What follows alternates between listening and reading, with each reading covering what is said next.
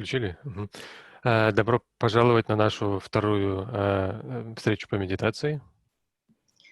Last week, we explained the purpose and principles of meditation and the sources of disturbances in attaining a quiet mind. На прошлой неделе мы говорили о цели медитации, о принципах медитации, а также об источниках помех для достижения спокойствия ума. Today, we are going to start with a practice of meditation for 12 minutes, and then we go into a discussion on the sources of disturbances in meditation and how to deal with them. Сегодня мы сначала выполним 12-минутную медитацию, а затем обсудим источники помех во время медитации и что нам с ними делать. When we practice meditation, the first source of disturbance is the noise of the mind. Когда мы практикуем медитацию, то первый источник помех — это шум ума.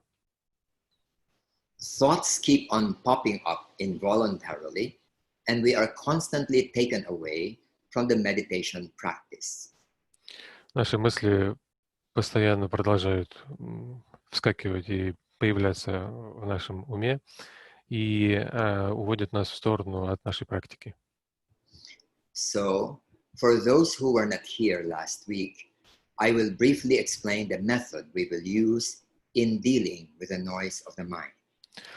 Для тех, кто не был с нами на занятии на прошлой неделе, я вкратце объясню метод, который мы используем для устранения этой проблемы, этого шума.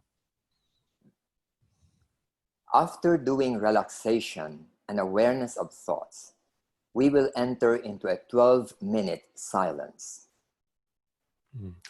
После выполнения успокоения и расслабления, а также практики осознания наших мыслей, мы войдем в 12-минутное молчание.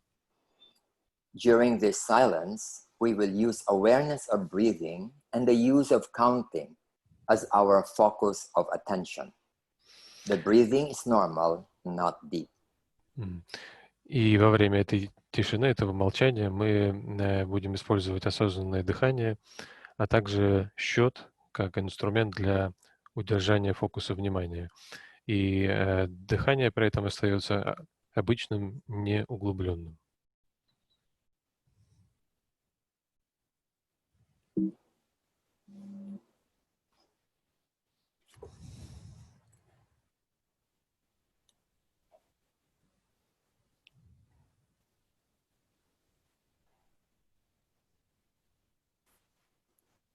When we breathe in, we mentally say 1, and when we breathe out, we mentally say 2. Когда мы вдыхаем, то мысленно произносим 1. Когда выдыхаем, то мысленно произносим 2. We keep on doing this throughout the 12 minutes. If your mind goes away to other things, then be aware of it and gently return it to the breathing and the counting. Мы продолжаем так делать в течение 12 минут. Если ум отвлекается на что-то другое, мы мягко возвращаем его к дыханию и подсчету. If your mind goes away 100 times, then be aware of it 100 times and come back to the counting 100 times. Если наш ум будет убегать 100 раз, значит, нужно 100 раз это осознать и 100 раз его вернуть к счету. During the silence period, you will hear the soft vibration of a bowl. The purpose is to remind us of the practice in case our mind is already thinking of other things. Во время периода тишины вы услышите мягкую вибрацию поющей чаши. Это делается для того, чтобы напомнить нам о практике, в том случае, если наш ум уже думает о чем-то другом в этот момент. So we will start. Итак, начнем. Keep your back straight but relaxed. Спина должна быть прямой, но расслабленной. Let us be aware of any tension or discomfort in our body, from the head to the neck, face, shoulders, arms, chest and stomach, back, hips, legs and feet. Давайте обратим внимание на какой-либо дискомфорт или напряжение в нашем теле, начиная с головы, потом шея, лицо, плечи, руки, грудь и живот, спина, бедра, ноги и стопы. As we breathe in, feel the tension or heaviness or discomfort. And then, as you breathe out, feel your arms and hands, legs and feet. На вдохе ощутите напряжение или дискомфорт, а на выдохе почувствуйте ваши руки и кисти рук, ноги и стопы. Let us do this for some seconds. Давайте проделаем это на протяжении нескольких секунд.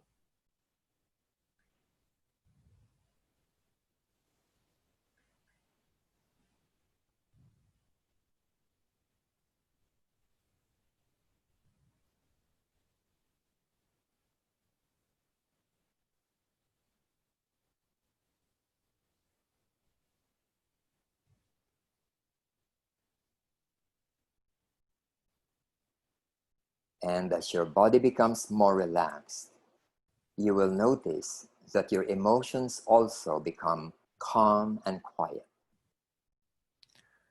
По мере того, как наше тело расслабляется, мы заметим, что наши эмоции тоже успокаиваются и затихают. Now, let us be aware of our thoughts. Do not reject them or entertain them. Just watch them come and go. Теперь обратим внимание на наши мысли. Не отвергайте их и не втягивайтесь, не вовлекайтесь в них. Просто наблюдайте, как они приходят и уходят. Let's do it for about half a minute. Посвятим этому где-то полминуты.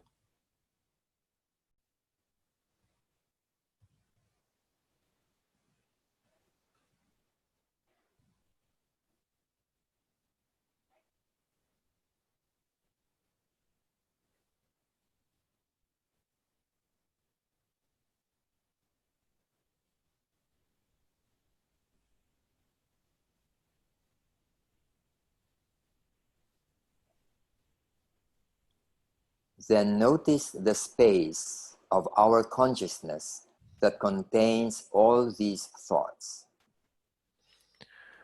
Давайте обратим внимание на то пространство нашего сознания, в котором содержатся все эти мысли. This space is awareness. It has no boundary.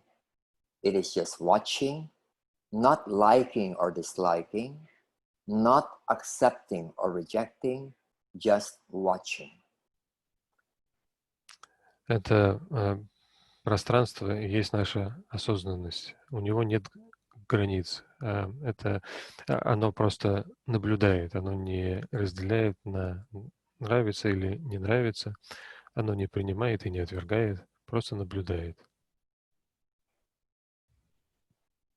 Let's be aware of this space for about half a minute.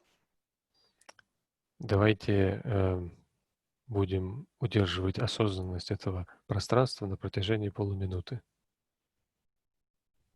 Your eyes can be closed or half closed. Глаза можно закрыть или наполовину прикрыть.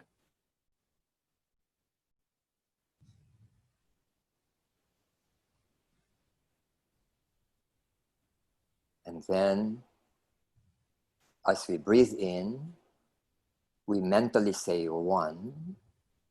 And as we breathe out, we mentally say 2. Когда мы вдыхаем, то мысленно произносим 1. Когда выдыхаем, то мысленно произносим 2. We will do this for 12 minutes. Это мы будем делать на протяжении 12 минут.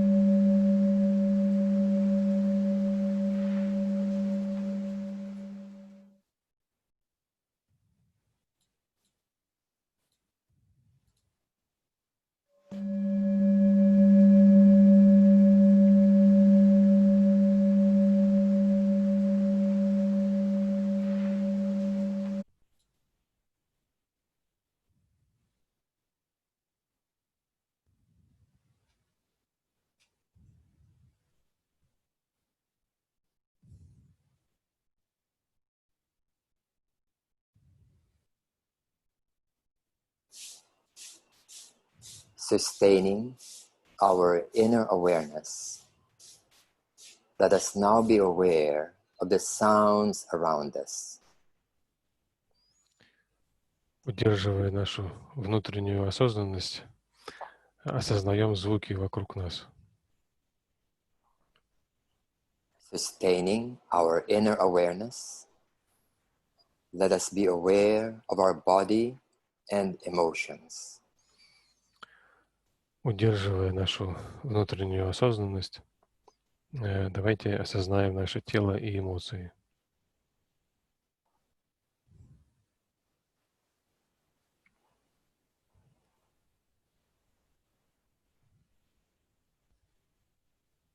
Sustaining our inner awareness, let us now slowly open our eyes and be aware of our surroundings. Удерживая нашу внутреннюю осознанность, давайте медленно откроем глаза и обратим внимание на окружающее. Aware of the outer world and aware of the inner space. Мы сохраняем осознанность о нашем внутреннем мире и об окружающем пространстве. If we start to move parts of our body, then be aware that we are about to move them, and then be aware when we move them. Когда мы начинаем двигать частями тела, то будем осознавать сначала, что мы собираемся двигать ими, а затем, что мы производим это движение.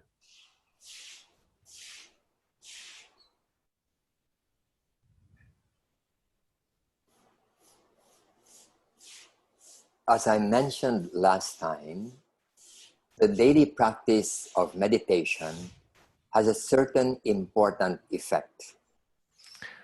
Как я упоминал в прошлый раз, ежедневная практика медитации приносит определенный очень важный эффект.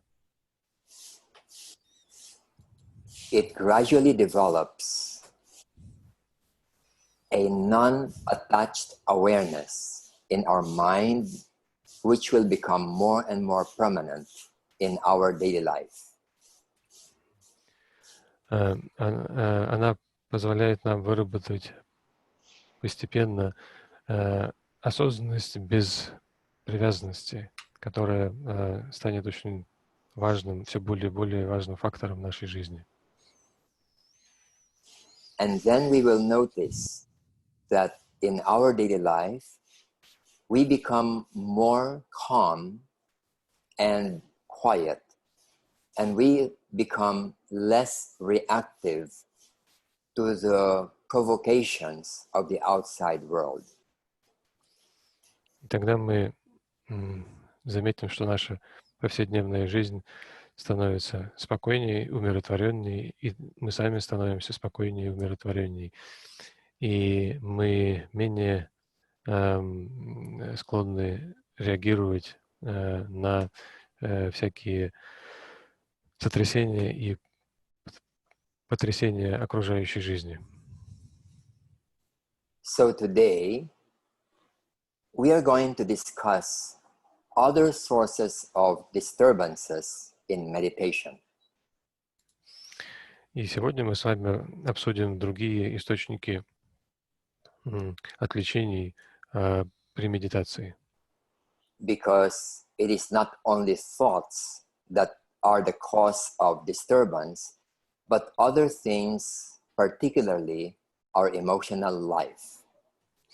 Потому что отвлекают нас от медитации и нарушают нашу практику не только мысли, но и другие источники, особенно эмоции, как часть нашей эмоциональной жизни. But before we do so, let me speak about a few basic things in the practice of meditation. Но перед этим позвольте мне сказать несколько слов об основах в практике медитации. The first is on the physical posture during meditation. Первое — это поза нашего физического тела при осуществлении медитации. there are three possible postures for meditation. Есть три возможных позы для медитации. The first one is the lotus posture or the cross-legged posture. Try to put one leg above the other, and that is the half lotus posture. Первая из них — это поза лотоса или поза со скрещенными ногами. Попробуйте положить одну ногу поверх другой. Эта поза называется полулотос. When you put both feet above the other leg, then it is the full lotus posture. And in using this posture, you will notice that your back tends to be straight. Если мы положим обе стопы поверх противоположных ног, то это получится полная поза лотоса. Применяя такую позу, вы обнаружите, что ваша спина становится и удерживается прямой. In my opinion, this is the best posture. На мой взгляд, это самая лучшая поза. In the beginning, it may cause discomfort, numbness, and even pain. But later, after a week or two, your legs will get used to it, and it will not be uncomfortable anymore. Then you may wish to try the full lotus posture. На начальном этапе эта поза полулотоса может вызывать дискомфорт, оцепенение или даже боль, но позже, через неделю-две, ваши ноги привыкнут к этому, и вы перестанете испытывать дискомфорт. Затем вы можете попробовать полный лотос. The second posture is the sitting posture. Do not lean on the back of your chair. Keep the back straight, and the feet should be flat on the floor. Вторая позиция — это сидя на стуле. Не облокачивайтесь на спинку, держите спину прямой. Ваши стопы должны полностью стоять на полу. The third posture is the kneeling posture. You sit on your lower legs or put a small stool to sit on. Третья поза — это поза сидя на коленях. Вы садитесь голенями на пол или же используете очень маленькую табуретку специальную. Regarding the hands, just put one hand on top of the other and making your thumb touch each other. Что касается рук, просто положите одну руку на другую, таким образом, чтобы один большой палец касался другого. The eyes can be closed or half open. Глаза могут быть закрыты или полуоткрыты. Just a moment, I'll just connect my computer. Один момент, я подсоединю компьютер.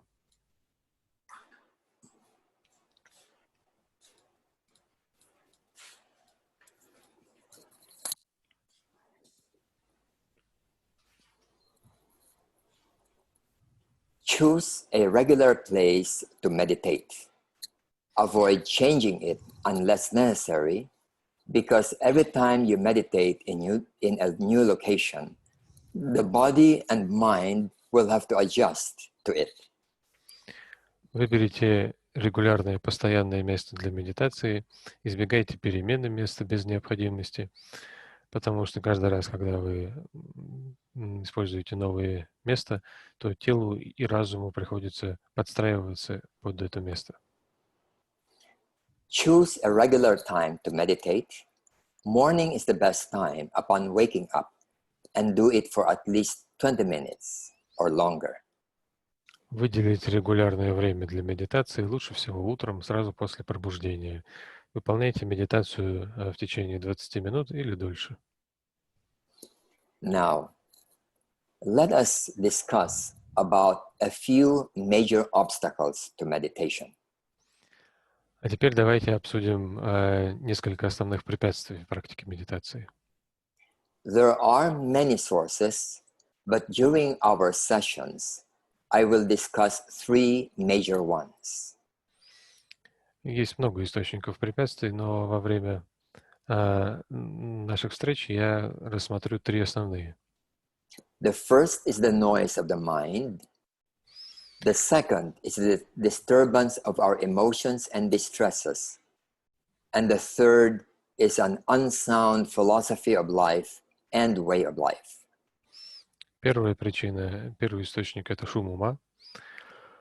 Второй — это помехи от наших эмоций и наших разных расстройств и так далее. И третье — это ошибочная философия жизни и неправильный образ жизни. We will discuss this third one next week. И третий источник мы будем обсуждать на нашей следующей встрече. When we sit down and practice meditation, the first source of disturbance is the noise of the mind. Когда мы садимся и начинаем практиковать медитацию, то первый источник проблем — это шум ума. Thoughts keep on popping up involuntarily, and we are constantly brought to events, people, or things other than being aware of our meditation practice. Мысли продолжают непроизвольно появляться в нашем уме, и они постоянно уводят нас в сторону событий, людей, происшествий, все, что не связано с нашей практикой осознанности. So, to remedy this, we use anchors to train our mind to stay on one object. Чтобы это преодолеть, мы используем как бы якоря, чтобы натренировать наш разум удерживаться на одном объекте. This is the purpose of being aware of the breath and the counting of 1 and 2. Именно с этой целью мы осознаем наше дыхание и считаем 1-2. Later, when the mind is already trained, you don't need the counting anymore. It will just disappear. Позже, когда наш разум уже приучится, то нам не понадобится счет, и он исчезнет. Now, there are other sources of disturbances. Есть и другие причины проблем при медитации.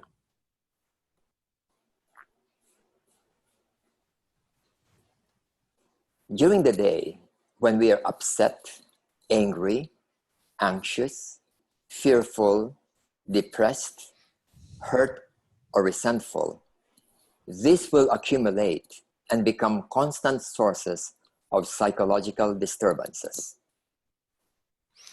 В наших буднях, когда мы расстроены, или злимся, или встревожены, боимся чего-то, или унываем, или нам больно, или мы находимся в негодовании, то в этом случае мы накапливаем и порождаем постоянные источники психологических проблем. These prevent tranquility not only during meditation, but also in daily life. И они не дают спокойствию проявиться не только при медитации, но и в повседневной жизни. This is the second major source of disturbance. Это второй основной источник нарушения нашей практики осознанности. There are 7 major distressful emotions: hurt, fear, including worry and anxiety, irritation, anger and rage, resentment and hatred, loneliness and depression, guilt and aversion. Есть 7 основных отрицательных и негативных эмоций. Это боль, страх, включающий волнение и тревогу, раздражение, гнев, ярость, негодование и ненависть, тоска и уныние, чувство вины и отвращения. Whenever any of these is present, then we are bothered and we cannot have peace of mind. Когда бы эти чувства не возникали, они мешают нам, и мы не можем достичь спокойствия ума. Therefore, to attain long-term tranquility, we must know how to handle our emotional distresses and gradually remove these emotional reactions in daily life while being effective in the affairs of our lives. Следовательно, чтобы достичь постоянной уравновешенности, успокоенности, нам необходимо знать, как справляться с нашими эмоциональными помехами и постепенно устранить эти эмоциональные реакции в повседневности, при этом оставаясь эффективными в выполнении наших дел. It is possible to remove them, and this is part of the self-transformation seminar conducted by the Theosophical Society to members and the public. Убрать их возможно. И это представляет собой часть семинара по самотрансформации, который проводится Теософским обществом для членов общества и для широкой публики. We need a longer time to discuss the details on this, but today I will try to explain and outline the principles on how to do it. Нам нужно больше времени, чтобы обсудить это в деталях, но сегодня я постараюсь объяснить принципы того, как это сделать. Our personality is naturally constructed to have a defensive nature to protect ourselves. В нашу личность изначально встроен естественный механизм самозащиты. We become afraid, angry, resentful, hurt, etc. Мы испытываем страх, мы злимся, обижаемся, нам больно и так далее. These reactions are natural, but when we are not aware of them, there are two serious effects. Эти реакции естественны, но когда мы их не осознаем, то возникают два очень серьезных эффекта. The first is that they become harmful habits, and second, we suppress them because they are unpleasant, resulting in more problems. Первый эффект — они становятся вредными привычками, а второе — мы их подавляем, потому что они неприятны, а это создает еще больше проблем. Emotions like fear or anger have energies that need to flow. Такие эмоции, как страх или злоба, обладают энергией, которой необходимо течь. When they are suppressed, they lead to unhappiness and neurosis. Когда их подавляют, они ведут к несчастливому состоянию и неврозу. The key to their removal is to be aware of them while they are happening and then allow the accumulated energy to flow and disperse. Then the anger or fear disappears permanently. Ключ к избавлению от них — это осознавать их во время их проявления, а затем позволить накопленной энергии утекать и растворяться. В этом случае злоба и страх будут растворяться навсегда. For more than 20 years, we have been teaching people how to remove their emotional distresses. На протяжении более 20 лет мы обучаем людей избавляться от этих эмоциональных проблем. They learn how to do it by themselves until their distressful emotions are minimized and they become more calm and peaceful as individuals. Они учатся сами справляться с этими отрицательными эмоциями до тех пор, пока они не сойдут к минимуму, сами люди при этом становятся умиротворенными и спокойными как личности. This is also an important part of the curriculum of the theosophical schools that we have in the Philippines. We have 6 such schools. Это также включено в курс важная часть курса в наших теософских школах на Филиппинах.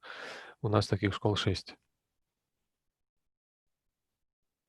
I will show an example of how young people and old people are able to remove their emotional reaction patterns. Я покажу вам пример, как дети и взрослые избавляются от отрицательных эмоций. Here, for example, are children who used to be afraid of snakes, but after we teach them, they can already hold snakes and put them around their necks. Вот здесь, например, вы видите дети, которые боялись змей, но после того, как мы их обучили, они способны держать этих змей и класть их на шею. Here are photos of the mothers or grandmothers whom we also teach on how to remove their fears, not only of snakes, but other things. А вот вы видите мамы и бабушки, которых мы тоже учим устранять страхи, и не только змей, но и других вещей тоже. We also teach them how to remove the fear of heights, public speaking, failure, death, pain, and other things. Мы также учим их избавляться от страха перед высотой, публичными выступлениями, поражениями и неудачами, смертью и болью, и еще перед некоторыми другими вещами. Vic, I'm sorry, but we don't see your presentation. Can you share it, please? You don't see the photos? No. No, you don't see it. Sorry. Sorry, let me share the screen. Okay.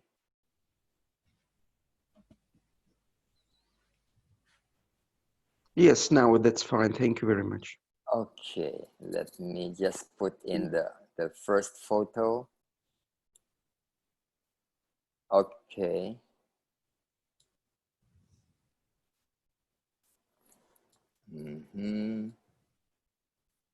Okay.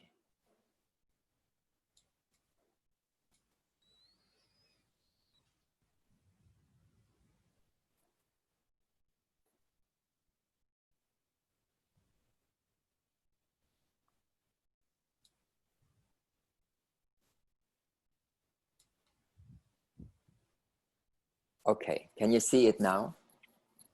Yes, we Yes, can see that's it now. fine. Yes, Yeah, thank you. the children. So usually, many people are afraid of snakes, and within 30 minutes, they can already touch and put a snake around their necks, and forever, they're no longer afraid of snakes.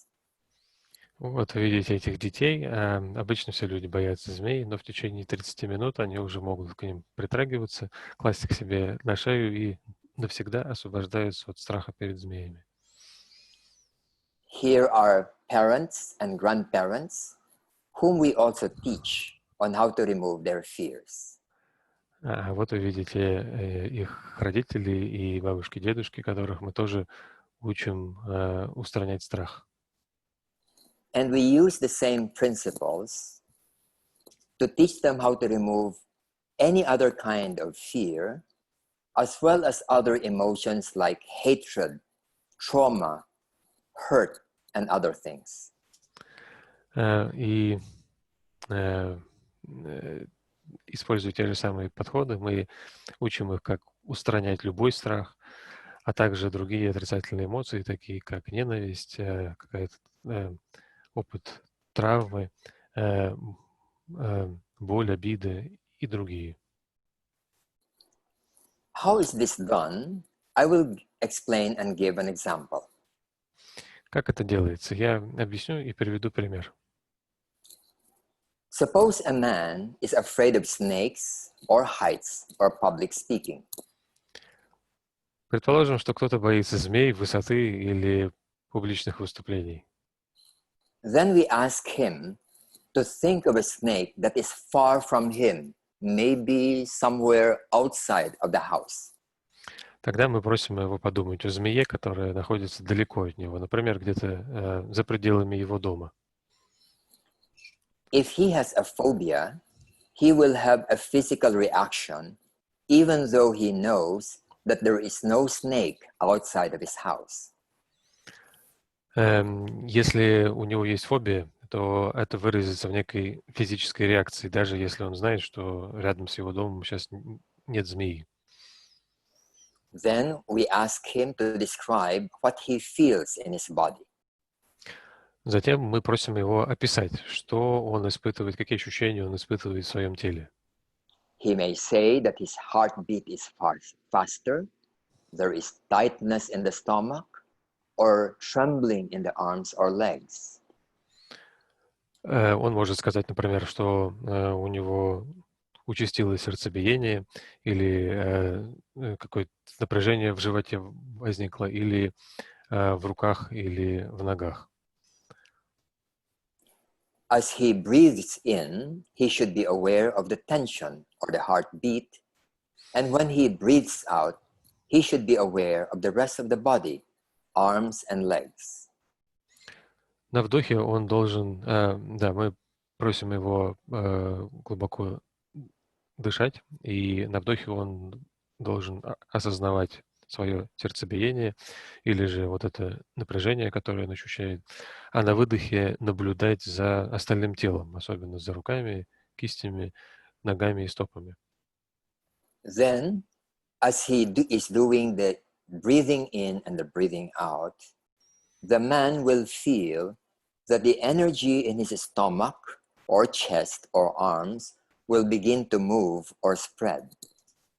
Затем, когда он делает вдох или выдох, он начнет обнаруживать, что энергия, которая находится в его груди, сердце или животе, начинает распространяться по телу. Then he may feel some current in the hands or electricity or numbness in his hands or his legs. После этого он может почувствовать напряжение, электричество или онемение в руках или ногах.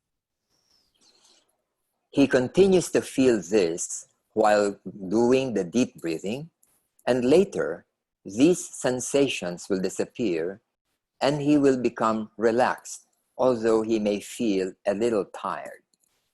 Он продолжит это ощущать, выполняя глубокое дыхание, но затем эти ощущения исчезнут, и он расслабится, хотя при этом он может почувствовать некоторую усталость. Then we ask him again to think of the snake, but now nearer to him, maybe outside his door. После этого мы вновь просим его подумать о змее, но уже на более близком расстоянии, может быть, за его дверью. He may still have a physical reaction, but it will be less than before. У него вновь может проявиться физическая реакция, но она будет слабее, чем раньше.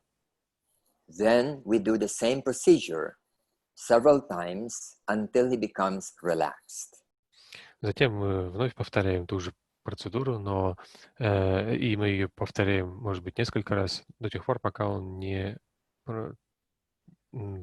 расслабится полностью. So he will become tense, and after the breathing, he relaxes. Then the second time, he will be tense again, then relaxes, and tense again and relaxes. Таким образом, он вначале испытывает напряжение, затем расслабляется, потом второй раз опять испытывает напряжение и вновь расслабляется. И так продолжается до тех пор, пока он не расслабится полностью. Then he can think of the snake on his hands or on his neck, just imagination, but he will not have any fear anymore. Затем он уже может представить змею на своих плечах или на своей голове, в своем воображении, но уже никакой реакции, никакого страха у него не возникнет. Then he is ready to touch a real snake, and he will be able to do it. His fear of snake will completely disappear. Затем он уже будет готов прикоснуться к настоящей змее, и при этом его страх совершенно исчезнет. This is the same thing that we do to teach people how to remove their fear of public speaking. И такой же подход мы используем, обучая людей устранить страх публичных выступлений, Or to remove fear of criticism or failure or even death. а также для того, чтобы устранить страх перед критикой, поражением, неудачей и даже смертью. This procedure is also used for dealing with past trauma, hatred, anger, depression, painful memories, and similar negative emotions. И такой же подход используется для преодоления старых травм, ненависти, злобы, депрессии, болезненных воспоминаний и подобных негативных эмоций.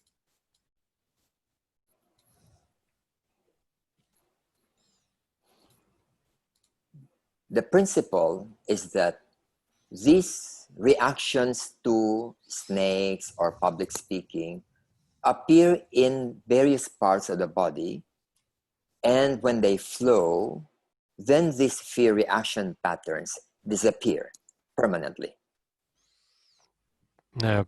Принцип, который лежит в основе этого подхода, заключается в том, что эти разные эмоции негативные, они проявляются в разных частях нашего тела. И когда эти ощущения и эта энергия начинает свободно течь, то эти эмоции исчезают. Now I will explain the principle why this is effective in dealing with emotions that bother us in life. Теперь я объясню принцип, по которому, почему этот подход эффективен в преодолении негативных эмоций в нашей повседневной жизни. Almost all of us have blocked emotions that are suppressed. Почти у каждого из нас имеются некоторые заблокированные эмоции, которые подавлены. If during your childhood you were scared of lightning and thunder, and you were not able to handle it well, and you suppress it, then this fear will stay for 1 year, 10 years, 50 years. Если, например, в детстве вы были испуганы молнии или грома, и вы не справились как следует с этим страхом, то эти эмоции, эти страхи будут подавлены, и они останутся с вами на год, на 2, на 15, на 50 лет. These can be called push buttons because when they are triggered, then the accompanying emotions will arise and will be felt by the person. Их можно назвать как бы спусковыми крючками, потому что когда нажимают на них, на эти кнопки, то появляются все сопровождающие их эмоции также выходят наружу. For somebody who has no such push button, then he will not feel afraid when there is lightning and thunder. Для другого человека, у которого нет подобного спускового крючка, не произойдет этой реакции. То есть если он не боится, например, грома и молнии, то такого не произойдет, такой реакции.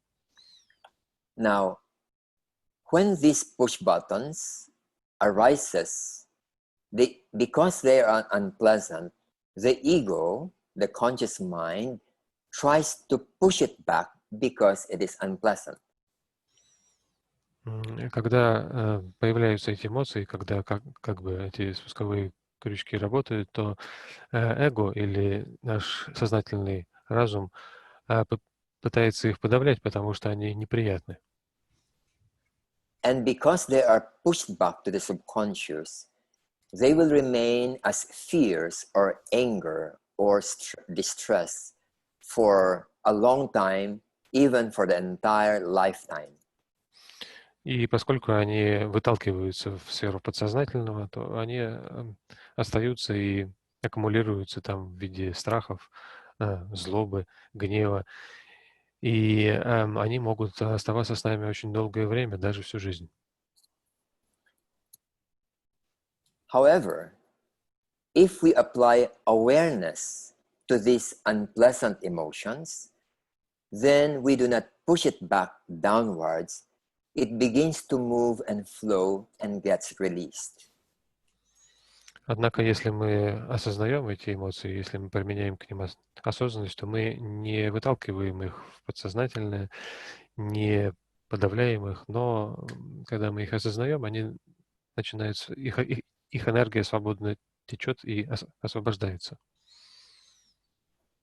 Now, when we keep on doing this on many things that bother us, then each of these suppressed emotions will be released and released and released.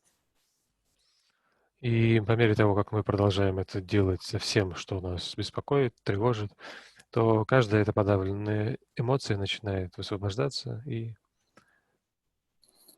Then you will notice that you no longer become angry about things that you feel angry about before. И тогда мы можем заметить, что мы уже не испытываем злости или гнева по отношению к тому, к чему мы ранее испытывали злость или гнев. You are no longer afraid of things that you used to be afraid of. И вы уже не боитесь того, чего вы боялись раньше. You are no longer hurt by things that you were hurt about before. Вам уже не причиняет боль или обиды то, что причинял раньше. And these are the things that bother us when we try to do meditation or live the spiritual life. А это именно то, что мешает нам, когда мы пытаемся практиковать медитацию или же вести духовную жизнь. So for somebody who is trying to live the spiritual life, it is important to clean ourselves of these push buttons. Поэтому для человека, который пытается вести духовную жизнь, очень важно освободиться от вот этих вот спусковых крючков.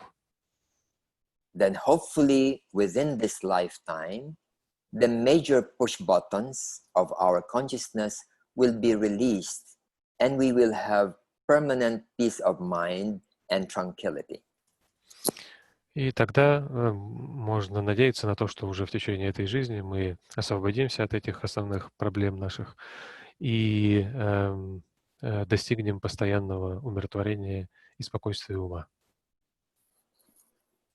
Now, there are, of course, other aspects of handling emotions and preventing the formation of new push buttons.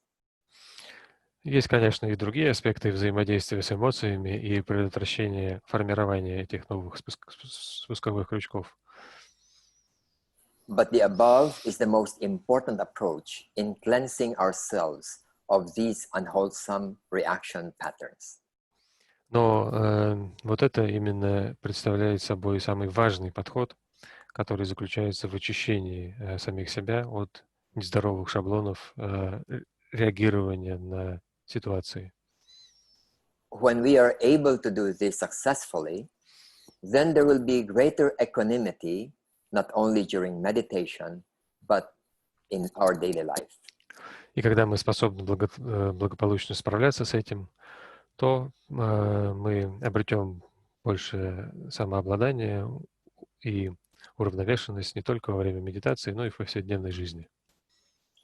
I have written a book on this subject entitled The Process of Self-Transformation.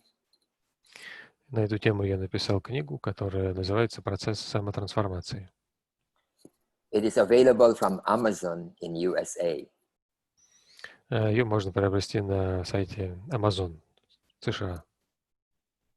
A few of you have also attended the seminar we have conducted in Ukraine, and you already know more or less how to do this.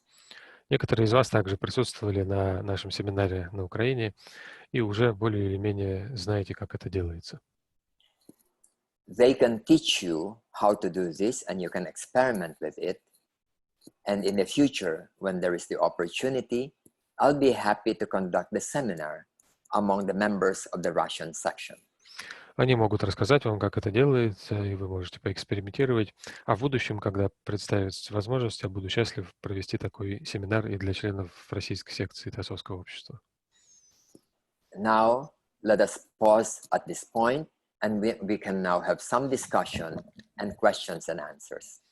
На этом моменте давайте мы остановимся на сегодня, и у нас есть возможность обсудить и задать вопросы. Спасибо. Спасибо. Thank you. And welcome. Прошу вас, вопросы. Татьяна Кадочкина, вы не хотите задать свой вопрос? Да, вот у меня первый вопрос был, когда я начинала медитацию, то я привыкла делать вдох в 2 раза короче, чем выдох. Вот насколько важно вот ритмичный вот этот вдох или мне продолжать привычный пранаяму? So the question is, when I started practicing meditation, I was taught to breathe in twice shorter than breathe out. So is this really important? May I continue, or should I breathe 1 and 2 equally? This technique of short and long breath or stopping is called pranayama, and it is not practiced during meditation. Эта практика, связанная с коротким и долгим дыханием и остановкой дыхания, называется пранаяма, и это не используется в практике медитации. In meditation, the purpose is for the prana to flow regularly, normally in the entire body. В практике медитации цель в том, чтобы прана наша текла свободно, как обычно, нормально, во всем теле. When we try to control the breathing and then the prana, there are certain effects on the pranic flow, and it can disturb the meditation because the irregular flow of prana can create disturbance in the mind stuff or the chitta. Когда мы используем контролируемое дыхание, то, значит, мы изменяем поток праны, и это может вызвать, и это может помешать нашей практике медитации, потому что необычный поток праны может также вызвать некие изменения в субстанции нашего ума, в читте. So when you want to practice pranayama, like short and long breaths or stopping the breathing, do it at another time and not during meditation. Поэтому, если мы хотим практиковать медитацию, используя длинное и короткое дыхание или остановку, задержку дыхания, то надо это делать в другое время, не в момент медитации. During meditation, the breathing is so light that there will come a point when you seem not to be breathing anymore. Во время медитации дыхание становится настолько легким, что однажды появляется момент, когда нам кажется, что мы вообще перестали дышать. The brain is only 2 or 3% of the body weight, but it consumes 25% of the energy used by the person. Наш мозг составляет лишь 2-3% по своему весу от веса тела, но при этом он использует 25% энергии. So, when you are meditating and the mind is very quiet, you don't need a lot of oxygen or energy, so the breathing can be very, very shallow. Поэтому, когда мы медитируем, и наш ум становится очень спокойным, то нам не нужно много кислорода или энергии, поэтому дыхание становится очень мелким. Спасибо. А можно еще задать вопрос? Да.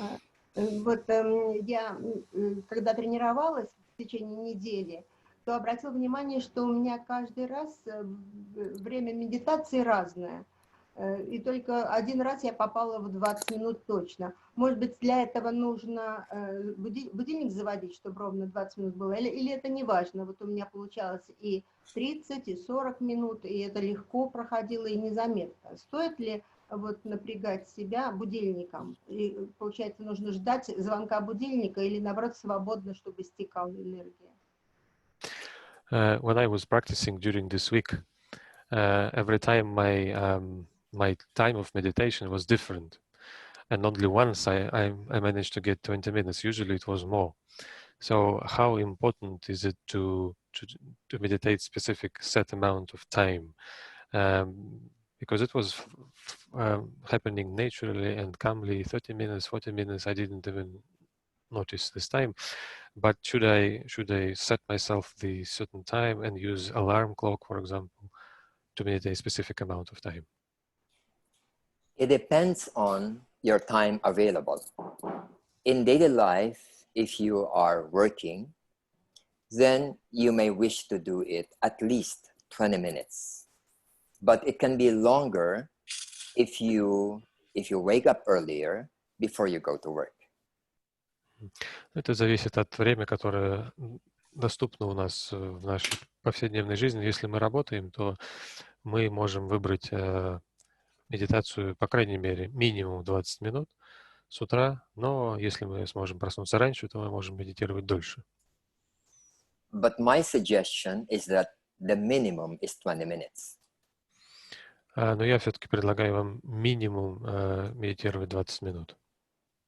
The reason is this.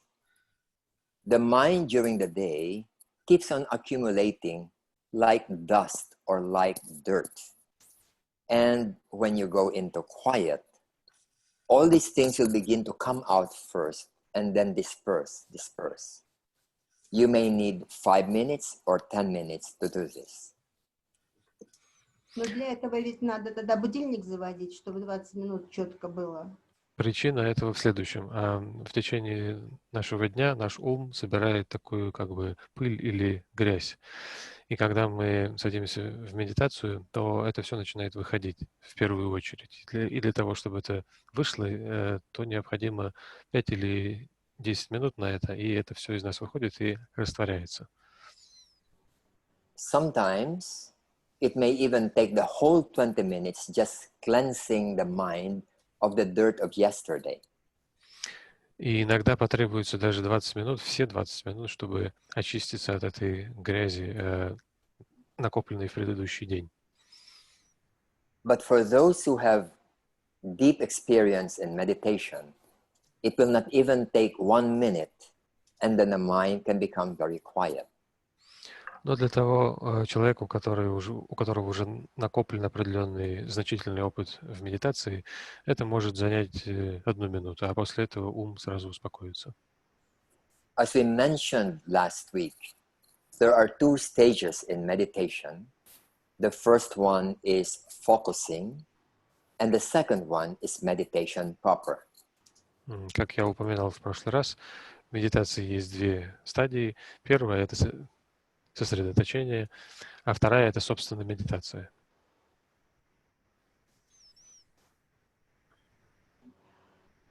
Ну, и вот... По поводу будильника, да? Да, по поводу будильника. Спроси, пожалуйста. And one clarification about the alarm watch, alarm clock. Is it important to set the alarm clock? If you set your meditation with a time limit, like you only have 20 or 30 minutes, then it would be helpful to put some kind of an alarm. But if you don't have a time limit, then you just meditate for as long as you wish.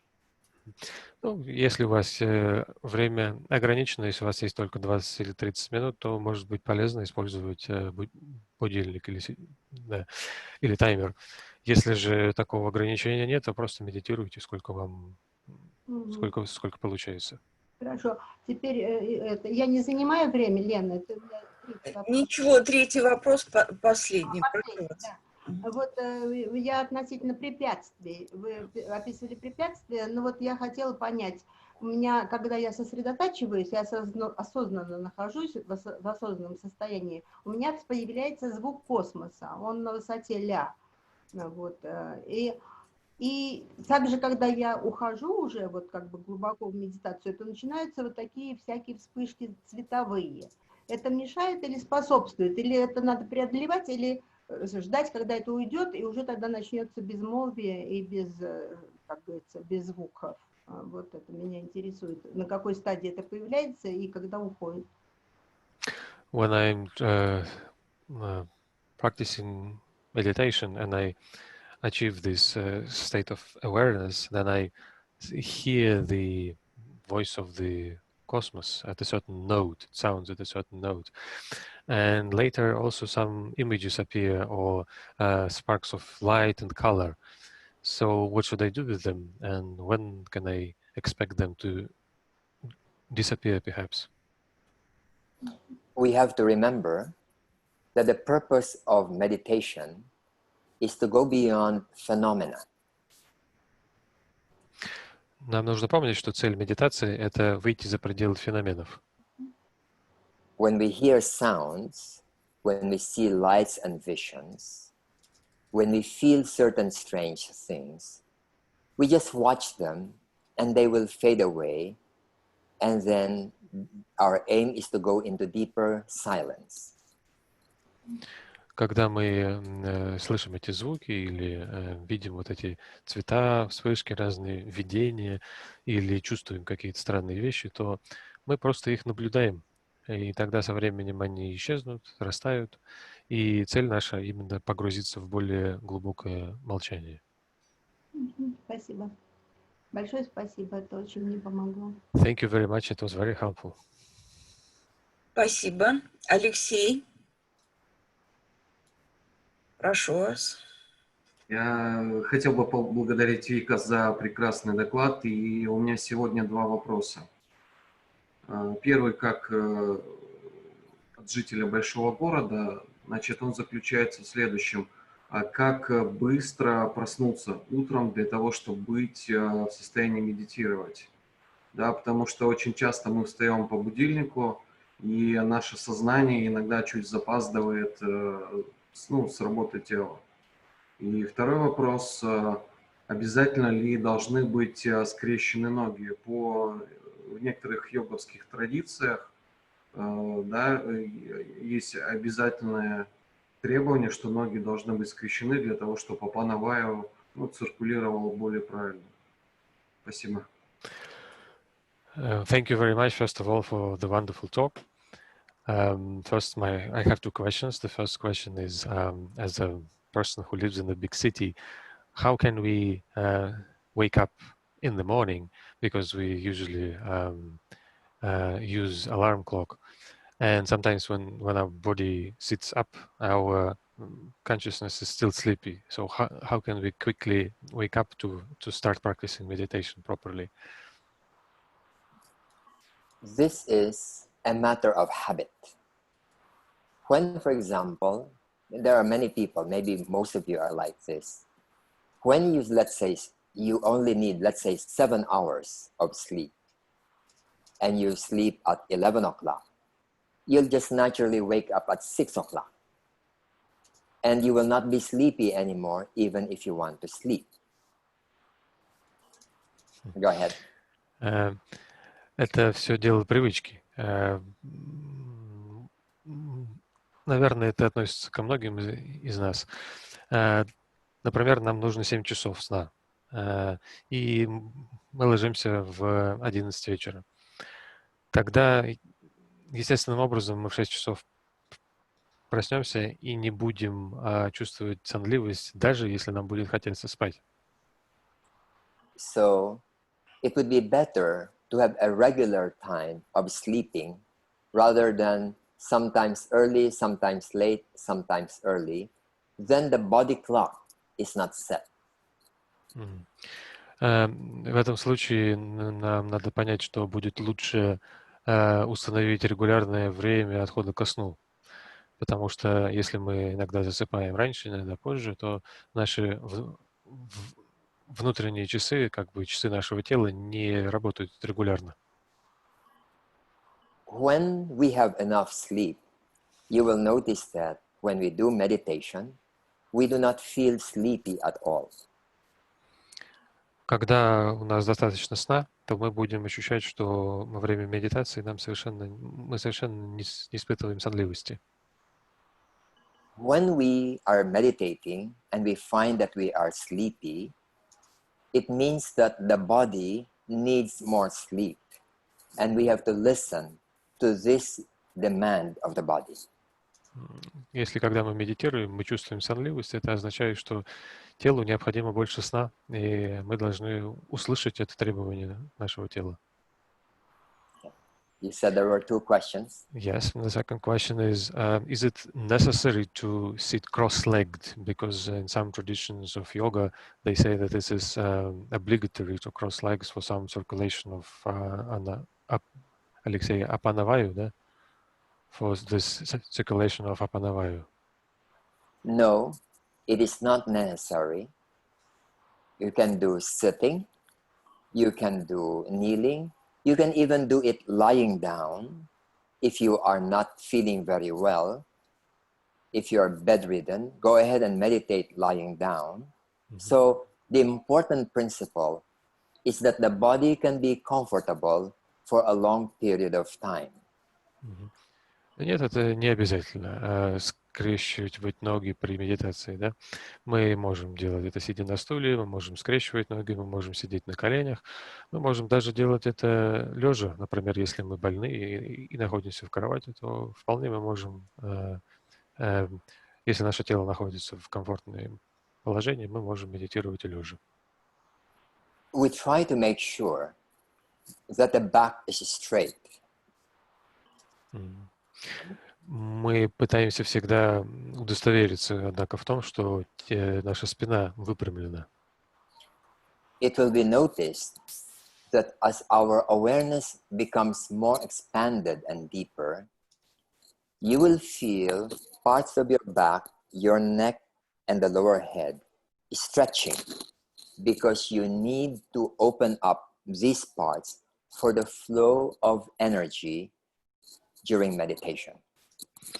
Мы заметим, что по мере того, как наша осознанность углубляется и расширяется, то некоторые части нашего тела, конкретно говоря, спина, шея, голова, выпрямляются сами собой, потому что это нужно нам, чтобы открыть поток для нашей энергии. Можно спросить? Да, прошу вас, Георгий. Потом я хочу спросить. Хорошо. Вдыхать лучше в голову, лучше в сердце, и выдыхать можно порознь, через руки, через ноги. Как лучше? When we breathe in, we can breathe in into our head or into our heart. And when we breathe out, we can breathe out through our, let's say, arms and hands and or feet. So what is the better way to do it? We only do that when we are doing what is called processing, but not during meditation. Мы не делаем это во время медитации, мы используем эту технику во время какого-то процессирования, другая практика. For example, when you are very angry, there is a lot of energy on your head and maybe on your arms or legs. So when you breathe in, you feel this, and when you breathe out, you feel your arms and legs. Например, когда мы очень злы на кого-то, да, то в этот момент находится в области нашей головы и также, может быть, в наших руках и ногах накапливается очень большая энергия, и мы можем ощущать это, когда мы вдыхаем и выдыхаем. But that would not be meditation. You can do that before you meditate. Но это не практика медитации, собственно говоря. Это можно делать до того, как мы медитируем. After the emotions has calmed down and you are now relaxed, then we would now be ready for meditation. После того, как наши эмоции успокаиваются и мы расслабляемся, то тогда мы вот входим в состояние готовности для медитации. Then there is no technique, no special technique in breathing. Just breathe normally and nothing special. А затем мы не используем никакой специальной техники медитации, просто дышите нормально, ничего особенного, ничего необычного. Спросить можно? Да, прошу, Астатья. Спросите, пожалуйста, приводит ли медитация к сокращению количества часов сна? Well, the question is, does meditation lead to the decrease of the hours of sleep? Yes, to some people, it seems to be able to do that. But to others, it doesn't seem to have that effect. So try to find out, because you will know how much hours of sleep you need. For example, in my, go ahead, translate it first. Да, похоже, что некоторые люди в результате их практики медитации способны это делать. А с другой стороны, у других это не получается. Поэтому попробуйте, потому что вы знаете, сколько вам нужно сна. For example, in my case, I do normally 8 hours, but my wife, who is also a meditator, will need only 7 or 6 hours a day, and she doesn't get sleepy anymore. Вот, например, у меня получается так, что я обычно сплю по 8 часов. Но моя жена, которая тоже занимается медитацией, ей хватает 6-7 часов, и она больше не испытывает сонливости. Some people can do with 4 hours or 5 hours a day. I cannot. So try to feel yourself on how much sleep you need during each day. Некоторым людям хватает 4 или 5 часов, но мне такого совершенно не хватает. Поэтому попробуйте, сколько нужно вам. If during the day you get sleepy, then it means that you don't have enough sleep. Если в течение дня вы испытываете сонливость, это означает, что вам не хватает сна. Спасибо. У меня тоже вопрос, когда там очередь будет. Святослав, вы можете задать свой вопрос. У меня вопрос такой: как лучше погружаться в сон? Есть ли какая-нибудь техника, какой-нибудь подход, который помогает правильно засыпать? Well, I have a question of my own. Is there a technique that you could recommend, a special approach, maybe how we should fall asleep properly? There are several methods, but I would suggest you to try one approach. Есть несколько способов, но я предложу вам один подход. When you cannot sleep, something is active in the system, whether it is body, emotions, or mind. Если вам не спится, значит, что-то, какая-то активность происходит в вашем теле, что-то очень активно, либо на уровне тела, либо на уровне эмоций, либо на уровне ума. Try to be aware of what it is that is active. Попробуйте осознать, что в вас находится в активном состоянии. It may be body tension. Это может быть напряжение в вашем теле. It may be a thought in the mind that keeps on coming back. Это может быть какая-то мысль в вашем уме, которая продолжает возвращаться к вам. It may be something that you are worried about emotionally. А может быть какое-то эмоциональное беспокойство о чем-то. Now, first be clear that there is a time to worry or do something about a worry. Сначала нужно понять, что есть время, которое нужно для беспокойства, и что-то, значит, для того, чтобы справиться с беспокойством. It is impractical to worry 24 hours a day. Нужно понять, что это совершенно непрактично беспокоиться 24 часа в сутки. So, if something is bothering you, decide that tomorrow you're going to sit down maybe for 30 minutes to try to think of this problem. Так что если вас что-то беспокоит, примите решение, что завтра вы выделите, например, 30 минут и сядете, чтобы попробовать решить эту проблему. And when you make this decision, you must keep the promise. А когда вы такое решение принимаете, вы должны исполнить ваше обещание самому себе. Because if you don't keep your promise, the mind will not believe you and will keep on thinking about the same thing tonight.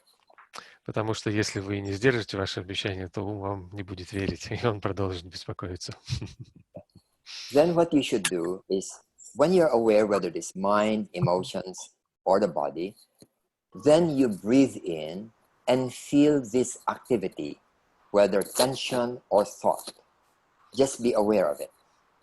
И потом, когда мы осознали, что это нас беспокоит на уровне тела, эмоций или ума, то мы вдыхаем и выдыхаем, сохраняя осознанность.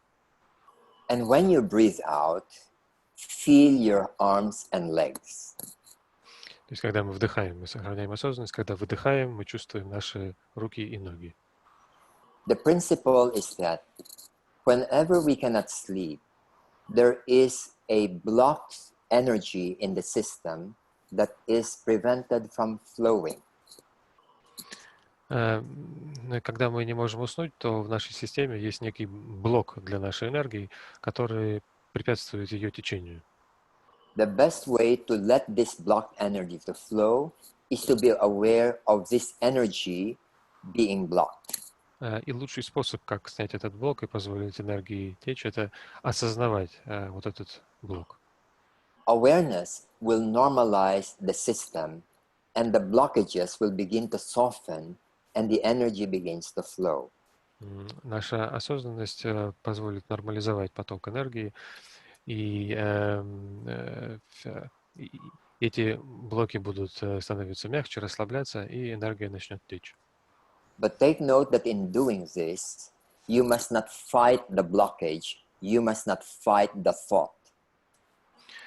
Но убедитесь в том, что когда вы это делаете, вы не должны бороться, сражаться с вашими блоками или с вашими мыслями. Because when you fight it, you add more energy to it. Потому что когда вы пытаетесь с ними бороться, то вы только добавляете им энергии. Just watch it and allow it to soften naturally, and then when it flows, you'll find it's easier now to go into natural sleep. Просто осознавайте их при дыхании, и они начнут смягчаться, растворяться, и тогда вы сможете погрузиться в естественный сон. I'll just tell you quickly about one specific instance of a lady executive who attended our seminar. Я приведу один пример одной женщины, которая работает на руководящей должности, которая посещала наш семинар. For 2.5 years, she could not sleep normally, and she always takes sleeping pills. 2,5 года она не могла нормально спать и постоянно принимала снотворные. Then she attended our seminar, and we did the breathing like what I explained a while ago about emotional disturbances. Потом она посетила наш семинар, и мы занимались там практикой дыхания, как та практика, которую я объяснял сегодня насчет эмоциональных проблем. She felt the tensions in the body, and then she did it for about 30 or more minutes, where this energy began to flow, and she felt numb in the hands and the legs. Она ощутила напряжение в теле, она делала где-то это 30 минут, и затем она почувствовала, как энергия начала течь, и в ее руках и ногах появилось онемение. After 5 o'clock, when we finished our seminar, she went home and drove her car. She had an appointment with a friend to go to the department store, to the shopping mall. И после 5 часов, когда закончился наш семинар, она поехала на машине, у нее была с кем-то встреча, они договорились пойти в большой торговый центр. But she felt so sleepy when she was driving that she canceled her appointment and went straight home. Но она испытала такую сонливость, когда вела машину, что отменила встречу и поехала прямо домой. Then when she reached home, she went to bed. She did not even eat the dinner anymore. She did not change her clothes. And for the first time in 2.5 years, she just slept soundly until morning. И когда она доехала до дома, она пошла прямо спать. Она не стала ужинать, она не меняла одежду даже, она просто пошла спать. И в первый раз за 2,5 года она спокойно спала до утра. Okay.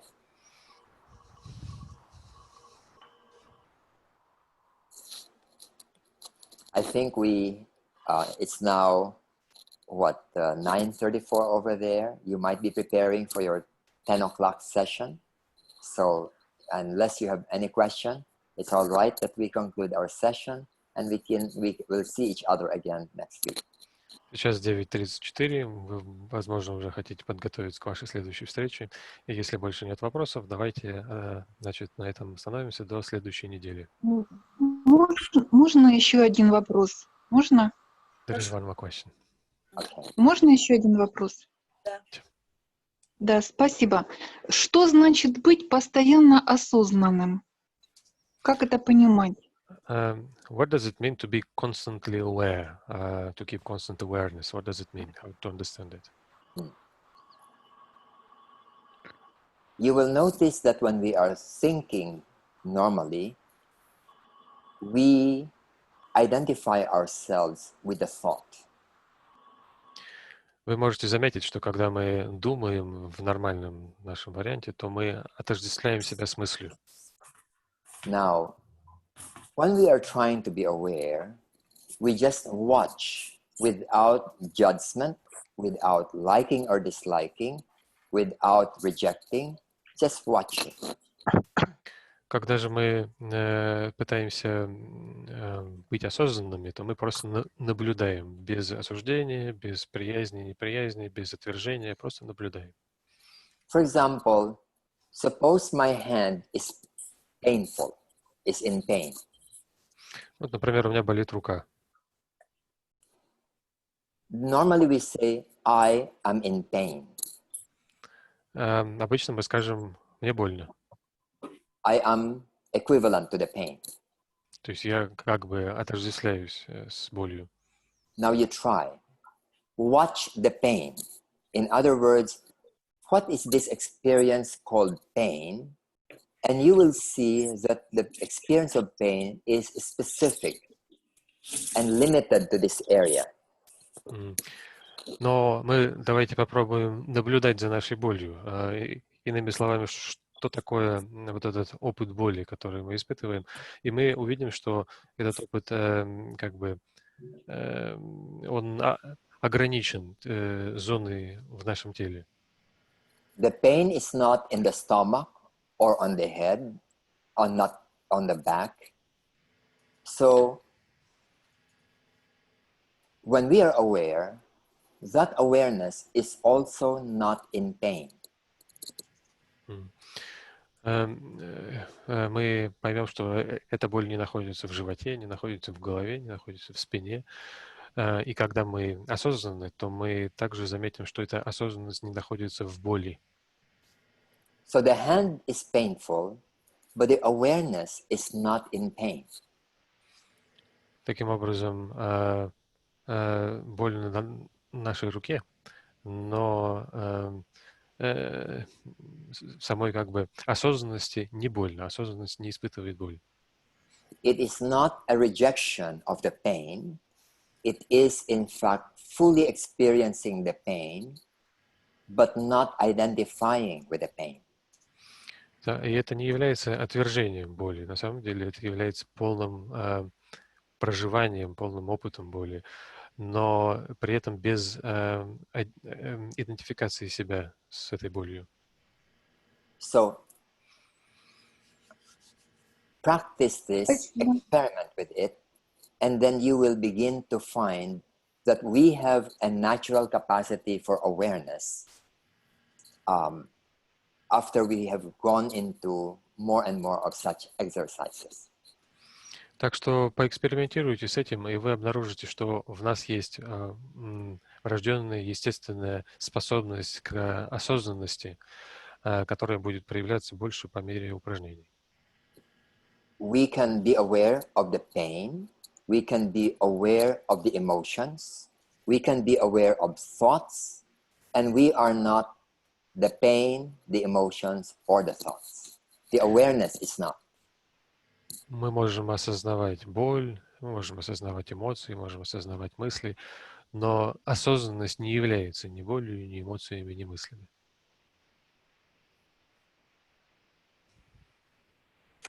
Спасибо, понятно. Thank you. I understand. Thank you. Спасибо. Изис, вы хотели что-то сказать? Hi, Isis. Hi, Svetlana. Светлана Осиповна, да. Is this any comments, no? No. I'm very happy to be with you. Ну, нет комментариев, я не буду делать, но очень рада быть с вами. Oh, Vic, happy to hear you and to see you. I'm glad to see you. Счастливы видеть друг друга. Happy to meet all the friends. Встретиться с друзьями очень приятно. Спасибо, дорогие друзья. У каждого из нас сейчас будут следующие мероприятия, следующие встречи, поэтому мы даем друг другу время отдохнуть и ждем вас через неделю. Вик, огромная благодарность. Thank you very much. All the best for all. Yes. Thank you very much for the meeting. Now we will prepare to other meetings and let's meet again 1 week later. All right. Thank you. Thank you, Alexei. Thank you, Andre. Thank you. Thank you. Andre, but yeah, I thought. Okay, bye-bye. Thank you. Bye-bye. До свидания. Спасибо. Слава, спасибо за перевод. Спасибо, Дим. Hi, Irina. Да. Спасибо, Святослав. Спасибо. Спасибо за перевод. Спасибо.